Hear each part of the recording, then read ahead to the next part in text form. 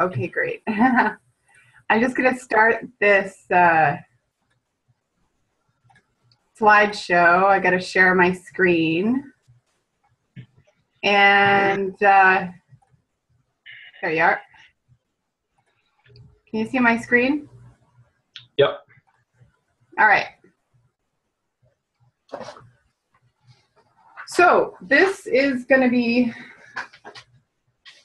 similar to the video that you watched, but I changed some things geared specifically toward the consultation work that I do. Okay.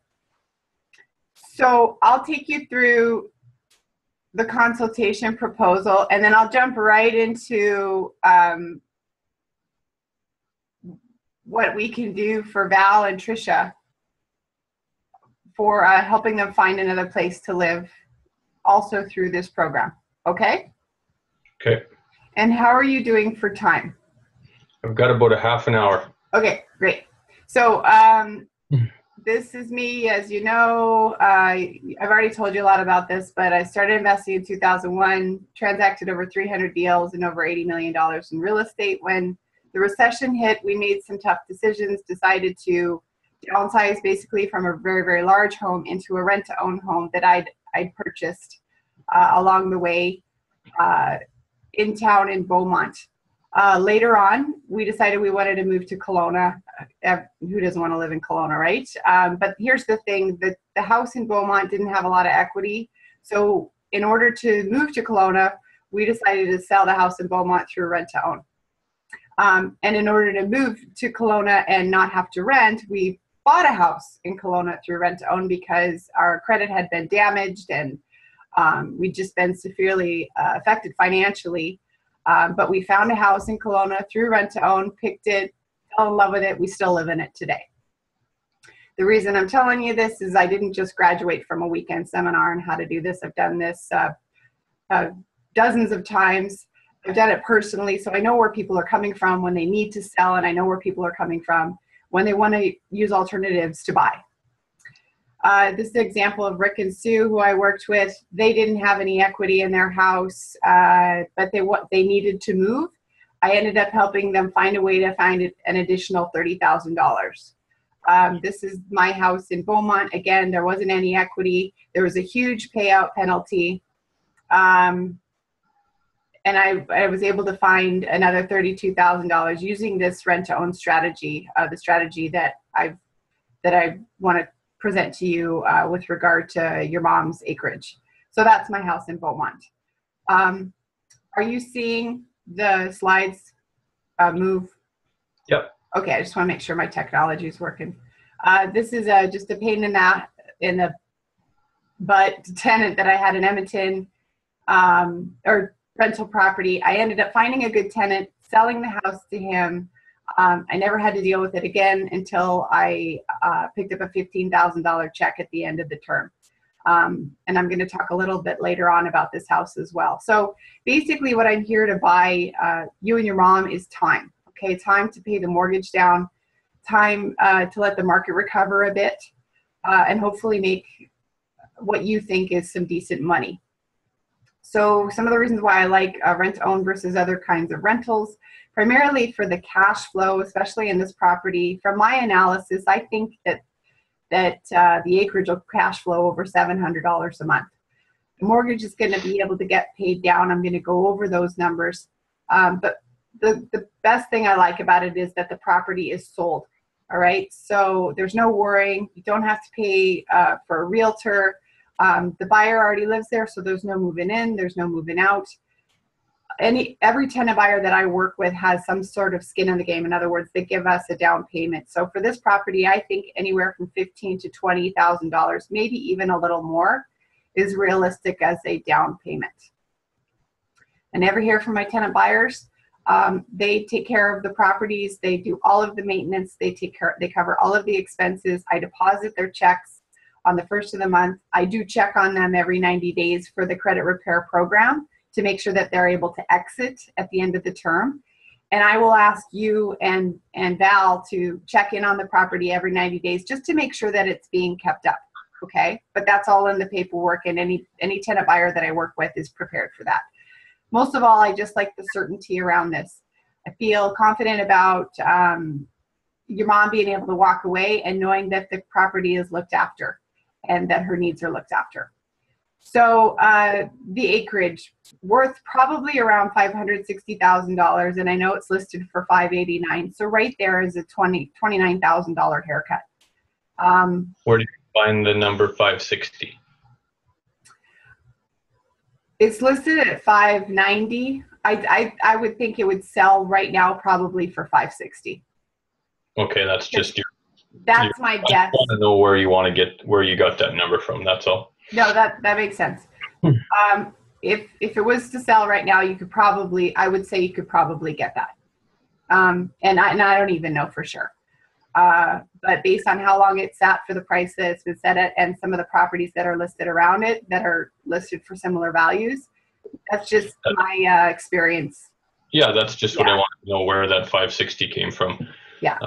So trying to be a little conservative on that number as well, but again, I'm just kind of using my horse sense, I guess you could say, from my real estate experience. There's financing of it of about $220,000 plus a $70,000 line of credit on the house right now. So if you're going to sell again at $560,000, you'd be looking at commissions of around $20,000. Okay, so to sell now, you're looking at around a $48,000 haircut between coming down in price and commissions. Okay. Mm-hmm. So what I think is the potential for the house is if we base it on a value of $560,000 today and we mark it up only 2.5% per year for a tenant buyer, you're looking at an exit price of a little over $600,000. I think that is doable because 2.5 is not a lot to mark up a property, and I'm going to talk about that in a little bit.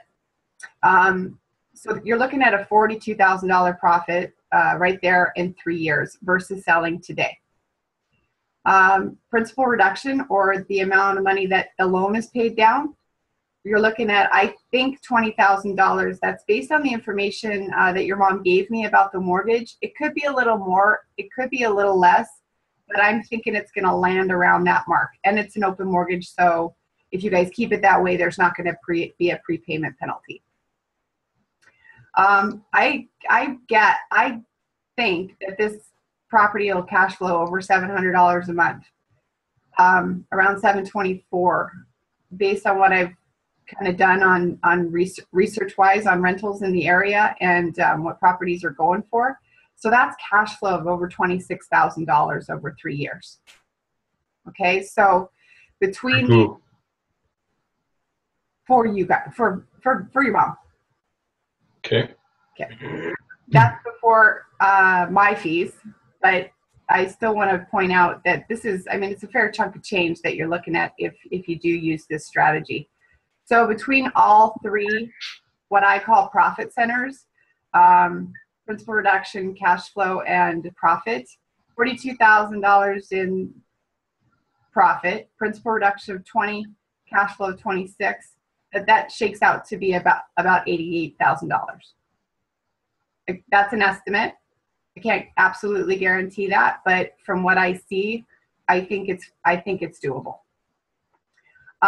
You're wondering so how do we do this? Well, you hire me as a consultant. I work with you hands-on to market the property. In fact, I do most of the work myself. I find the tenant buyer for you, and you make sure that this is somebody that you want to work with. You meet them, you get to know them, but I do the majority of the legwork. I provide all of the applications and do all the vetting for the tenant buyers. You can do it. I can work with you hands-on for you to do it, or I can just do all the work. I have a lot of experience in it. I certainly don't mind. I make sure that all the proper paperwork is completed, including leases, a real estate purchase agreement, options to purchase, and registration of paperwork on title.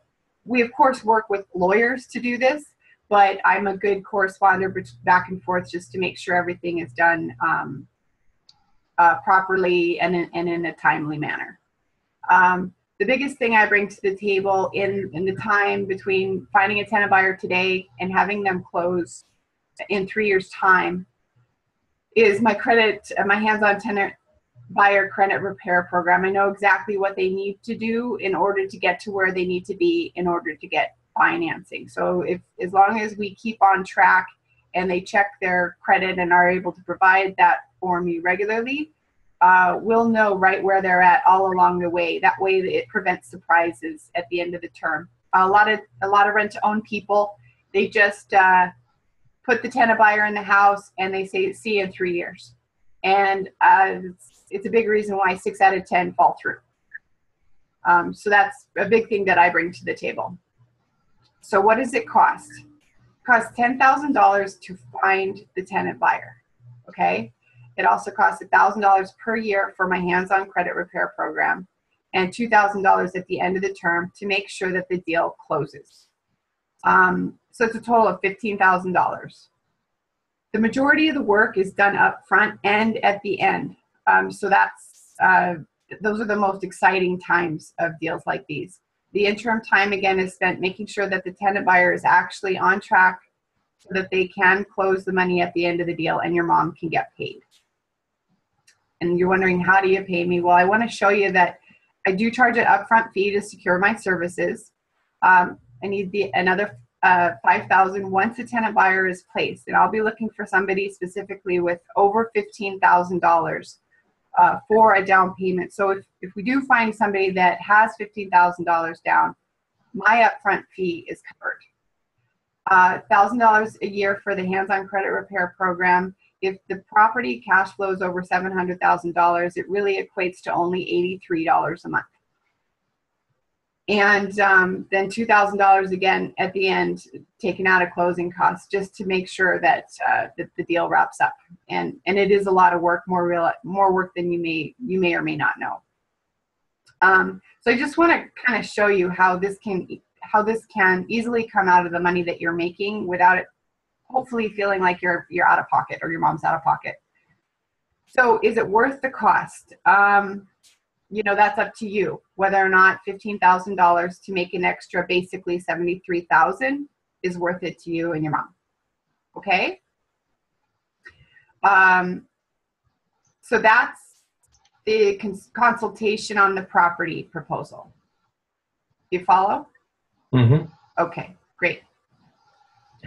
Now, the rent-to-own program for a home buyer, this is where I was talking to your mom, and she explained, yeah, well, I need a place to go, and we need to make sure Tricia has a place to go too. And she pointed out that, Tricia's got $70,000 or $80,000 in the trailer tied up in this for the next 3 years, and your mom's got her credit tied up for the next 3 years. She's like, what are my options? So I work with tenant buyers to help them find properties to move in and also rent to own. So I'm just going to take you through the tenant buyer home buyer presentation. So I take them through my experience again. I tell them how I've used this model myself and for lots of other people. Want to talk about 3 things though: the benefits of being a homeowner, real estate market trends, and our homeowner coaching program. So real estate markets in the last 7 years in Canada have increased an average of 6% per year. Okay, so the property that we pick for your mom and your sister, whether it's one property or 2 different properties, they'll likely be marked up 3% a year. Okay, in order to make it make sense for a deal partner.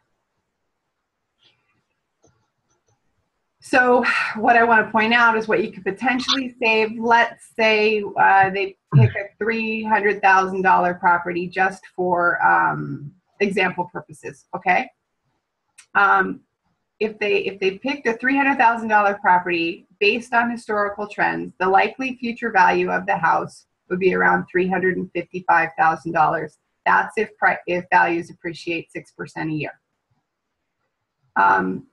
However, today, again, if it's a $300,000 property, the price is set 3 years from now at $327,000.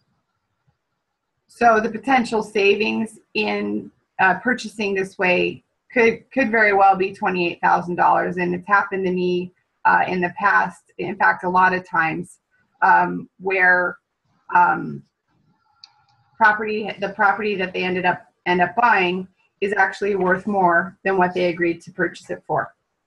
So it's great. The common question that I get with regard to this kind of deal is, what if the property doesn't appraise for 327? That's what nine out of 10 people ask me. Well, here's the thing. My family and I went on a Disney cruise about a year ago this time, and it was great. This is a picture of me and my kids. Here's a picture of me and my husband in front of the ship after about 3 mojitos on the beach, which was awesome. And it was really interesting. Before we set sail, we had to practice an emergency drill. So we all got sorted into groups. We were told to go to like our muster point. We gathered there. They counted us. They talked us through what to do in case the ship was going to sink. And we're all thinking, well, this is kind of dramatic, isn't it? Right? Well, and the thing is, we were mostly sailing along the coast of Florida. It was really not like, some middle of the ocean thing. But the thing is, Disney takes their stuff really seriously, and so do we. So, of course, no one ever wants to have to use a lifeboat. But in times of need, everybody is really glad, that they're there. So we always have a backup plan when it comes to these kinds of deals, right? And yeah, I'm reading notes because I don't want to forget anything. Properties can go up, property values can go down, and they can stay flat. So, I mean, I think that your property has a higher chance of growth. Otherwise, I wouldn't be proposing this to you. But what we have done is we put this into our property deals for the past 18 months. We put in the paperwork that we can extend things an extra 2 years if the value is not there. Okay. So that means my mom will have to wait 2 more years to get her money if someone exercises that option. If we need to exercise the option, let's go back to the acreage. Let's say it doesn't appraise for $602,000, right? Mm-hmm. Let's say it appraises for $590 or $588, but it's not quite at $602. Then we have that in place in case it's needed. We keep the price the same, and may not need a whole year to make it happen, but it's there just in case to make everybody feel. It typically makes people feel a little better about the what ifs that can happen. Obviously, in Alberta, I mean, you and I have both been through the ups and downs. We know what it can look like, right? And your mom too. And then the same thing with if she chooses to buy a house through rent to own, it's the same thing. If the property, let's say there's an exit price of $327,000 because we mark it up 3% a year. If it doesn't appraise for $327,000, then same thing. She'll get a 2-year extension. And, rising tide raises all ships. So, the likelihood of it happening to both houses at the same time is higher just because they'll be in such close proximity to each other. Does that make sense? Mm-hmm. Okay. So we like to have that clause in place. Again, some rent-to-own people, they'll come in and they'll just take a house back if the people can't qualify, whether it's because of value or if it's because of credit. I want every deal of mine to close. I want them all to go to 100%. So basically, this is set up for everybody to succeed. Okay? Going back to this house, when my tenant finally bought this house, it was worth $60,000 more than what he agreed to pay for it. And that's because, as you probably remember, values went up like 25% a year, 2 years consecutively in Edmonton. So the way for us to get out, if we see a value spike like that and we want to sell it to someone and make more money, we're locked in. You're locked in. You're locked in unless they want to walk away. Or default on a payment. Or default on the payment, in which case we set things up so that it's a lease with an option to purchase. All right. So if somebody defaults on the payment, then it automatically goes into the landlord tenancy section of this world of property. Okay. And I've just found in my experience, if somebody has enough skin in the game, enough motivation, and I'm checking on them on a regular basis, not only that, I mean, your mom's property is really special. Acreages are in a huge demand. It's probably, whenever I am advertising for rent to own, I get at least 5-6 people asking if I have acreages, and I hardly ever do. Sometimes I do, but I hardly ever do. Certainly not one like this. And my property that I sold in Beaumont, well, you know, property values went up since I've moved to Kelowna, which is a little over 3 years ago. This guy's making an extra $50,000 when he bought it, just because I didn't mark it up too much. So great for me, great for him. Everybody wins. So I don't need to explain to you the benefits of homeownership, but there is a certain pride of homeownership. You don't have to worry about asking permission to do renovations or painting. You know that when you're paying every month, you're having a certain amount go toward your goal. You're having your down payment go toward your goal of home ownership. Probably the biggest thing, again, is the certainty. The 5 most stressful events in a person's life is a death of a loved one, marriage, childbirth, divorce, and then, of course, moving. So this eliminates that, or it drastically reduces this from happening as long as everything stays on track. My credit maintenance program, that's what I would call it for your mom and Val. They already have good credit. They already are in good shape as far as their jobs, but it's still important to make sure that everything is on track. So just like hiring a trainer, I would check in on them also every 90 days to make sure that there isn't changes in jobs, that there isn't changes, that they're checking their credit to make sure that they can get financing at the end of the three-year term as well. So I'm basically a credit coach, like a personal trainer. Just I'm there for accountability, making sure that everything stays stable on their end. So again, just like a fitness coach, my objective is to help enable them to be able to buy their house at the end of the day. So it's just an example of one of the tenant buyers that I've worked with recently. We had to check her. We were just in a routine credit check. She found a major scar on her credit. Had we not found it when we did, it would have made it close to impossible for her to qualify for financing, but she got back on track very quickly and was able to correct the problem. This is an example of Glenn and Chris. Chris had just gone back to work, and they were facing eviction because the landlord wanted to sell the property, but of course they wanted to stay. Again, Chris had just got back to work, but she needed to establish an income track record. Otherwise, the bank was not going to give her financing. So we came in, we bought the house for them. She's already 2.5 years into a wonderful income track record. She's all ready to get financing. She's got another 18 months left on the term, but she's already more than ready, partly because we're keeping her on track. Okay? So what's next? I recommend we start marketing the acreage as rent to own sooner rather than later, because it'd be nice to get somebody in there before the snow flies. And I want to start looking for a deal partner for Val and Tricia. And I don't know if this is something that your mom mentioned, that you two might want to work together, and there's probably a way to make this all work out so that she can get into a place and you can make some additional money in real estate investments. I know she mentioned that you're already in investments, but this is, I guess, a way for you to diversify your real estate portfolio. This way, your mom and your sister can pick a property on the MLS within their price range, or we can find existing properties that'll work for them that are in a similar situation as the acreage. People that need to sell, but but it doesn't make sense for them to sell right now for their own reasons, whether it's financial or prepayment penalty or whatever. Okay. But I feel confident about being able to find them a solution. What I do is I find a deal partner for them.